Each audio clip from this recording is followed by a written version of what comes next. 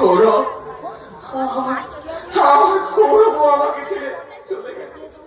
গৌরব, গৌরব, গৌরব, আমার গৌরব আমাকে ছেড়ে গৌরব, গৌরব চলে গেছে, চলে গেছে, গৌরব চলে গেছে। যাক, ওকে না যেতে দাও। ও যে যাবার সময় হয়ে গেছে। ও যে কৌরব, ও যে মহাভারতের সেই পিশাচ কৌরব, ওকে যেতে দাও।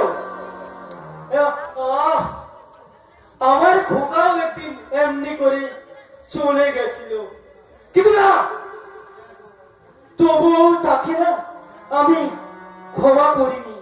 না না না, আমি না তাকে ক্ষমা করতে পারিনি, পারিনি, তাকে আমি ক্ষমা করতে পারিনি। পাগল, তুই পাগল। আমার খোকা কে? করিম, করিম দাদা। অনেক চেষ্টা করে বাঁচাতে পারলাম না দাদা। এখন আমি কি নিয়ে বাঁচবো? তুমি না চলে গেল, অন্য খোকা দাও। করিম, কাঁদিস না, খেদে আর কি হবে?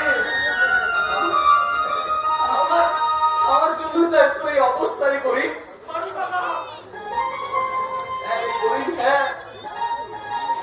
গৌরবটা যদি আমার ছেলে না হয়ে শত্রু হতো তাহলে অনেক অনেক ভালো ছিল। করি, তুই আমাকে অভিশাপ দে করি, তুই আমাকে অভিশাপ দে, যত খুশি অভিশাপ দে, যাতে করে তোর ওই অভিশাপে আমার মাথায় পুরুক আকাশ আর আমি শেষ হয়ে যাই। আমাকে অভিশাপ দে করি, আমাকে অভিশাপ। তোমার তো কোনো দোষ নেই ভালো দাদা।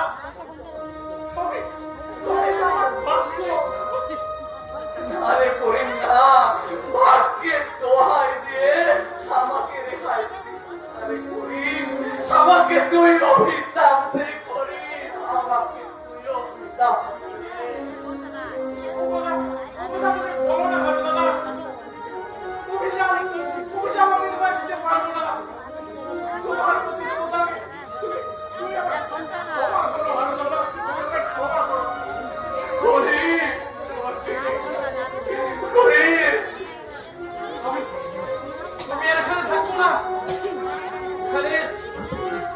এখানে বিষাক্ত হয়, আমার আমার মোড়া থাকতে চাইছে না। কোথায় যাবি রে করিম তুই? চলে যাবো, চলে যাবো অনেক দূরে,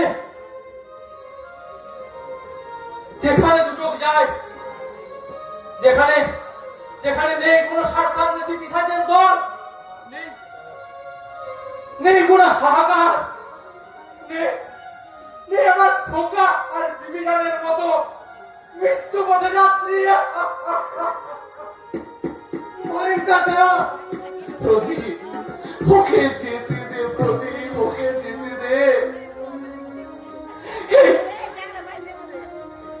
এই সময় নামক নরকের কীটের দংশন থেকে আরে নিষ্ঠুর জগতে যে তার আর কোনো প্রয়োজন নেই রে প্রদীপ, তার আর কোনো প্রয়োজন নেই রে বাবা।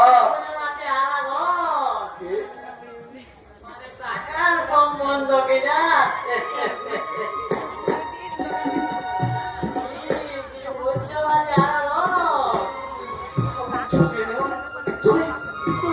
রসনার উপহাস করছো?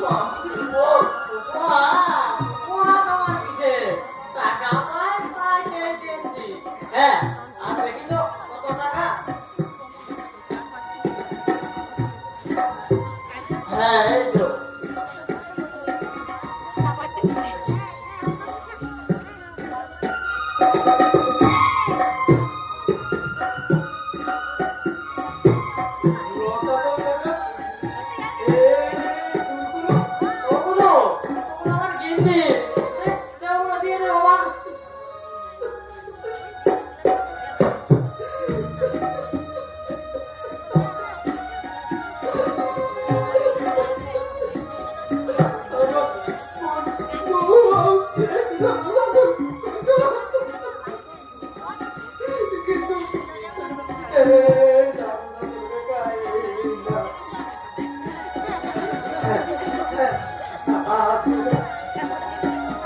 বাবাকে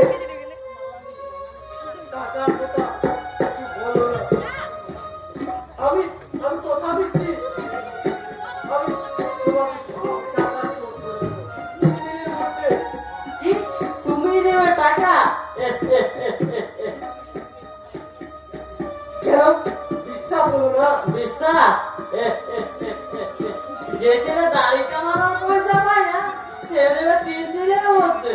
তো সব ফালতু কথা ছাড়ো তো বাবা, কি? টাকা আমার আজই চাই। কি ফালতু কথা? একদম ফালতু। টাকা তাহলে তোমার আজই চাই? নিশ্চয় আজই এক্ষুনি চাই। কি? আমার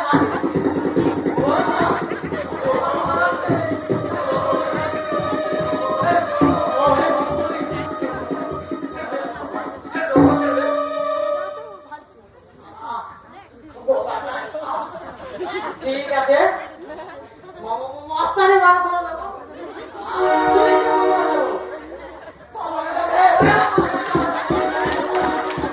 শয়তান কোথাকার! মাত্র 50,000 টাকার জন্য তুমি এখন ভিতরে যাও বাবা, আমাকে একটু একলা থাকতে দাও। না মানে 3 দিনের মধ্যে এতগুলো টাকা? আহ বলছি তো তুমি ভিতরে যাও, টাকা জোগাড় করার দায়িত্ব আমার। আচ্ছা আমি চলে যাচ্ছি, কিন্তু যা ভালো বুঝিস কর। তবে তুই একটা কথা প্রদীপ মাথায় রাখিস, তুই এমন কোনো কাজ করিস না বাবা যার জন্য যাতে করে তোকে তোর এই বাবাকেও হারাতে হয় বাবা। বাবা! না, না, না। এই যে এখন হয় না, যে কোনো একটা কাজ, কিন্তু কিভাবে, কি কাজ, কি ভেবে আমাকে কাজ, কত জায়গায় যেন ঘুরেছি, কত লোকের পায়ে ধরেছি, কিন্তু সামান্য 1,000 টাকারও কাজ নেই। তবে তবে কি আমি চুরি? না না না না, বাবাকে আমি হারাতে পারবো না, বাবাকে হারাতে পারবো না।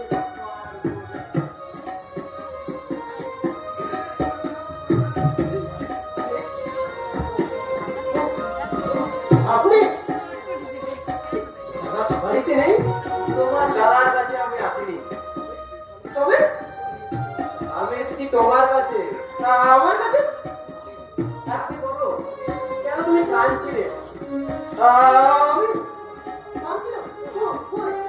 দাদু, লুকোবার চেষ্টা করবে না ব্রাদার। ওই দরজার পাশ থেকে আমি সব শুনেছি। উফ, যদি আগে জানতে পারতাম তাহলে তাহলে তাহলে কি? তাহলে কিছু না করো তোমার বোনটাকে অন্তত বাঁচাতে পারতাম। আপনি ওসব কথা জানলেন কি করে? কি করে জানলাম? দেখো ব্রাদার, সব খবরই আমাদের রাখতে হয়। হ্যাঁ শোনো, তুমি কাজ করবে? কাজ কোথায়? মানে কে দেবে? আবার মানে যদি তুমি রাজি থাকো তাহলে হ্যাঁ, আমি রাজি, রাজি। বাবার কষ্ট যে আশ্চর্য হয় না। মালিককে বলবে 500 টাকার কাজ হলো, আমি রাজি। আরে 500 টাকা কেন, ঠিক মতো কাজ করতে পারলে তুমি দিনে 1,000 টাকা উপার্জন করতে পারবে। 1,000 টাকা? হ্যাঁ হ্যাঁ। আরে তুমি কি চিন্তা করছো? না না না, মানে বলছিলাম কি কাজটা কি রকম? আগে তুমি মালিকের কাছে চলো তো, সে তোমাকে সব বুঝিয়ে দেবে। আচ্ছা চলি, হ্যাঁ। আর এই ঠিকানাটা রেখে দাও, 5 তারিখে চলে আসবে। কেমন? ও আর এই টাকাটা রেখে দাও। না না পারবে। আরে রাখো তো, তোমার